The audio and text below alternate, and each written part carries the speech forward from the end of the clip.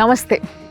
ఈరోజు నేను ఒక ఊర్లో షూట్ ఉండడం వల్ల కొంచెం దూరం వచ్చిన, బట్ చాలామంది నాకు ఇన్స్టాలో కానీ లేకపోతే యూట్యూబ్లో కానీ హెచ్యూ ల్యాండ్ ఇష్యూ పైన మాట్లాడండి అక్క, ఒకసారి దాని గురించి ఒక ప్రోగ్రామ్ చేయండి అని చాలామంది రిక్వెస్ట్ చేసినారు. అంతేకాకుండా మన వైస్ టీవీలో మనం ఒక పోల్ కూడా పెట్టినాం దీనికి సంబంధించి.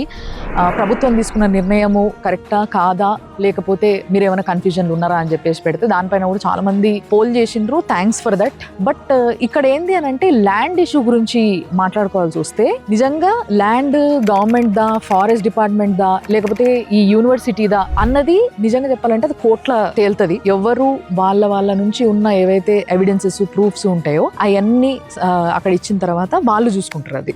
సో దీని గురించి మనం మాట్లాడాల్సి వస్తే తర్వాత మాట్లాడదాం. బట్ సూటిగా అడగాలంటే నా దగ్గర 2 ప్రశ్నలు ఉన్నాయి. ఒక ప్రశ్ననేమో గవర్నమెంట్ని, ఇంకో ప్రశ్ననేమో యాజిటేషన్ చేసే వాళ్ళని. సో ఇక్కడ ఫస్ట్ గవర్నమెంట్ని నేను అడగాలనుకుంటున్న ప్రశ్న ఏంటి అని అంటే, ఉన్నట్టుండి రాత్రికి రాత్రి ఒక 20-30 బుల్డోజర్లు పెట్టి సెక్యూరిటీని పెట్టి అక్కడ వర్క్ చేయించి ఒకసారి ఇక్కడ నాకు అడగాలనిపించింది ఏంది అని అంటే, గవర్నమెంట్ చేపిస్తున్న పని కదా ఇది. సో ఎక్కడైనా ఫర్ ఎగ్జాంపుల్ ఇదే విధంగా అంటే ఒక ఎంఆర్ఓ ఆఫీస్ కానీ లేకపోతే ఒక మీ సేవా సెంటర్ కానీ ఇలాంటివి ఎప్పుడైనా కానీ ఉన్నట్టుండి ఏదన్నా ఇష్యూ వచ్చినప్పుడు వాళ్ళ టైంకి మించి అలా పరిమితికి మించి పనిచేయడం అనేది మీరు ఎప్పుడన్నా చూసిండ్రా? సరే ఫర్ ఎగ్జాంపుల్ ఇంత కాంప్లికేట్ చేసుకోవడం ఎందుకు? ఎక్కడన్నా భయంకరంగా గుంతలున్న రోడ్డు పైన ఒకటి చచ్చిపోయింది అనుకుందాం, పడిపోయి ఆ గుంతల రాత్రి అక్కడ రోడ్ వేసిండ్రా? పోనీ ఎక్కడన్నా నాలలు ఓపెన్గా ఉన్నాయి, స్కూల్ పిల్లలు లేకుంటే ఆడుకుంటా పిల్లలు పోయి అలా పడ్డరు, ఈ వార్త వచ్చింది. ఇమీడియట్ గా ఎక్విప్మెంట్ మొత్తం తీసుకొని పోయి అది ఎప్పుడైనా క్లోజ్ చేయించరా? రాత్రికి రాత్రి అయ్యిందా పని ఎప్పుడైనా? అలాంటిది ఇప్పుడు ఈ పనుల అంటే ఫ్యూచర్ లో ఈ పలానా కడితే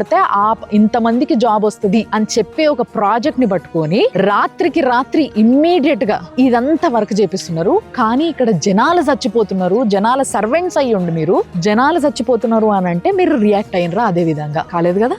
అట్లాంటప్పుడు జనాలకి అనుమానం రావడం అనేది సహజం. ఇప్పుడు యాజిటేషన్ చేసే వాళ్ళని ఒక ప్రశ్న అడగాలనుకుంటున్నా సూటిగా. ఇప్పుడు వరకు ఎన్ని ఇష్యూస్ అయినాయి రకరకాలుగా, అన్నిటికీ ఒకటేలాగా రియాక్ట్ అవుతున్నామా మనము అనేది ఒకసారి ఆలోచించండి. ఫర్ ఎగ్జాంపుల్ ఢిల్లీలో నిర్భయ ఇష్యూ అయింది, ఎంత పెద్ద ఉద్యమం లాగా లేచింది. తర్వాత హైదరాబాద్ లో దిశ ఇన్సిడెంట్ అయింది, అప్పుడు కూడా అదే విధంగా జనాలందరూ రియాక్ట్ అయినరు, క్యాండిల్ ర్యాలీలు చేసిండ్రు, పోలీస్ స్టేషన్ ముంగట వేలాది మంది పోయి కూర్చొని న్యాయం జరగాలని పోరాడినరు. దాని తర్వాత ఆర్జేకర్ హాస్పిటల్లో మొన్న కోల్కతాలో జరిగింది ఇష్యూ ఒక డాక్టర్ కి. అక్కడ కూడా డాక్టర్లు అందరూ మొదలు పెడితే దాని తర్వాత సహజ జనాలందరూ పోయి వాళ్ళకి సహకరించిండ్రు, రాస్తారోకోలు చేసిండ్రు, మొత్తం అంతా హంగామా చేసి న్యాయం జరగాల్సిందే అని చెప్పి పోరాడిండ్రు. చాలా మంచి విషయాలు ఇవన్నీ నిజంగా చెప్పాలంటే ఈ విధంగా పోరాడితే. కానీ అన్నిటి మీద ఇది జరుగుతలే. ఢిల్లీలో జరిగినప్పుడు, హైదరాబాద్ లో జరిగినప్పుడు, కోల్కతాలో జరిగినప్పుడు రియాక్ట్ అయిన విధంగా మీరు రీసెంట్ గా 1-2 రోజుల క్రితం వచ్చిన వార్త చూడండి. మా వాళ్ళు పేపర్ కూడా వేసి చూపిస్తారు మీకు ఆ వార్తని. ఆ వార్త చూస్తే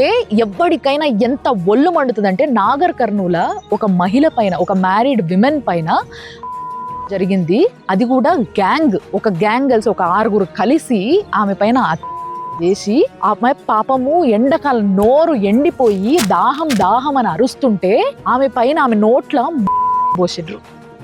కానీ దీనిపైన ఎంతమంది రియాక్ట్ అయినరు? ఎంతమంది పోలీస్ స్టేషన్ ముంగట కూర్చొని మాకు న్యాయం జరగాలి, మా ఆడబిడ్డకి న్యాయం జరగాలి అని కొట్లాడినరు? ఎంతమంది క్యాండిల్ పట్టుకొని బయటికి బయలుదేరిండ్రు? మరి ఆ 1000 మంది ఎక్కడ పోయినరు? అప్పుడు ఎందుకు జనాలు ఆ విధంగా రియాక్ట్ అవ్వలేదు? అంటే నాగర్ కర్నూలు మన దేశంలో లేదా, మన రాష్ట్రంలో లేదా, మన దగ్గర లేదా, మన బిడ్డనే కాదా ఆమె? ఒకసారి ఆలోచించుండ్రి. అంటే జనాలు రియాక్ట్ అయ్యేది కూడా ప్రతిదానికి ఒకటేలాగా రియాక్ట్ అయితే, అమ్మో మన దగ్గర ఒక ఆడబిడ్డ మీద చెయ్యేస్తే ఊకోరు, అమ్మో మన దగ్గర ఒక చెట్టు మీద చెయ్యేస్తే ఊకోరు అనే భయం ప్రభుత్వానికి కూడా ఉంటుంది. లేదు ఇవాళ ఒక రోజు మొత్తం మీడియా కవర్ చేస్తుంది కాబట్టి జనాలందరూ మాట్లాడుతున్నారు, మహా అయితే ఒక వారం రోజుల తర్వాత మర్చిపోతారు, తర్వాత లైట్ మనం ఏం చేసినా నడుస్తుంది అని ప్రభుత్వం కూడా ఆలోచించే అవకాశాన్ని కూడా మనం ఇస్తున్నాము అన్న విషయాన్ని ఒకసారి గ్రహించాల్సిన అవసరం చాలా ఉంది మనకి. Coming back to the point again, ఇక్కడ చాలా మంది యాజిటేటర్స్ అంటున్న మాట ఏంది అని అంటే, అడవులు నరికేస్తున్నారు, పెద్ద పెద్ద చెట్లు కొట్టేస్తున్నారు, అలాంటి చెట్లను పెంచడానికి ఎంత టైం పడుతుందో తెలుసా, ఎంత గ్లోబల్ వార్మింగ్ తెలుసా ఇది అని చెప్పేసి చాలా మంది మాట్లాడుతున్నారు.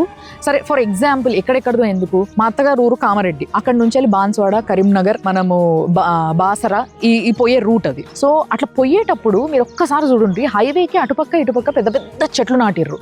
ఆ చెట్లని దాటి చూస్తే ఏం కనిపిస్తుంది? ఇప్పుడు ఒకానొక టైంలో అంటే మరీ దూరం కూడా కాదు, కొన్ని సంవత్సరాల క్రితం 6 దాటితే సాయంత్రము ఆ రూట్లో పోవాలంటే భయపడేటోళ్ళు, అంత దట్టమైన అడవి ఉండేది. ఎందుకంటే దొంగలు, నక్సలైట్లు వాళ్ళందరూ కూడా వాళ్ళు ఉండేటోళ్ళు, వాళ్ళకెళ్ళి వచ్చి దాడి చేస్తారని చెప్పేసి భయం ఉండేది, లేదా యానిమల్స్ పాస్ అవుతాయి అని చెప్పేసి భయం ఉండేది. కానీ అలాంటిది ఈరోజు ఆ అడవే లేదు. మీరే ఒకసారి పోయి చూడండి. ఒక కామారెడ్డి నుంచి బాసరనో కరీంనగర్ రూటే కాదు నేను అనేది. మీరు మీ ఊరికి పోయేటప్పుడు కూడా మీరు అబ్జర్వ్ చేయండి, మీరు కింద కమెంట్ కూడా చేయండి. అసలు ఏంది, ఎక్కడి నుంచి ఎక్కడ దాకా అడవులు నరికేసిండ్రు. మరి అక్కడ అంతంత పెద్ద చెట్లు, అంతంత పెద్ద అడవులు నరికేసినప్పుడు ఎవ్వరూ మాట్లాడలేదే. మరి అప్పుడు కూడా మాట్లాడాల్సింది. మాట్లాడుంటే ఇంకా పెద్ద అడవులను కాపాడుకునేటోళ్ళం కదా. లేదు. ఇప్పుడు సిటీ మధ్యలో, ఆల్మోస్ట్ సిటీకి దగ్గరగా సిటీ మధ్యలో చాలా వాల్యూ ఉన్న భూములు కాబట్టి అక్కడ జరిగేసరికి మాత్రం ఈ ఇష్యూ మళ్ళీ రేజ్ అవుతుంది. అందరూ మాట్లాడుతున్నారు. ఇక్కడ ఒక రకం న్యాయం, ఇక్కడ ఒక రకం న్యాయమా? అటు గవర్నమెంట్ అట్లనే చేస్తుంది, ఇటు పబ్లిక్ కూడా అట్లనే చేస్తున్నారు. సో ఒక్కొక్క విషయంలో ఒక్కొక్కలాగా రియాక్ట్ అవుతారు ఎవరైనా కూడా. ఇట్లాంటప్పుడు ఒక పెద్ద ఇష్యూ వచ్చినప్పుడు దాన్ని ఎట్లా రిజాల్వ్ చేసుకోగలుగుతాం మనము ఆలోచించిన. మనం రిజాల్వ్ చేయడానికి ప్రయత్నిస్తున్నామా, లేకపోతే హంగామా చేస్తున్నాం? This is the fact. Bye Ramyakrishna.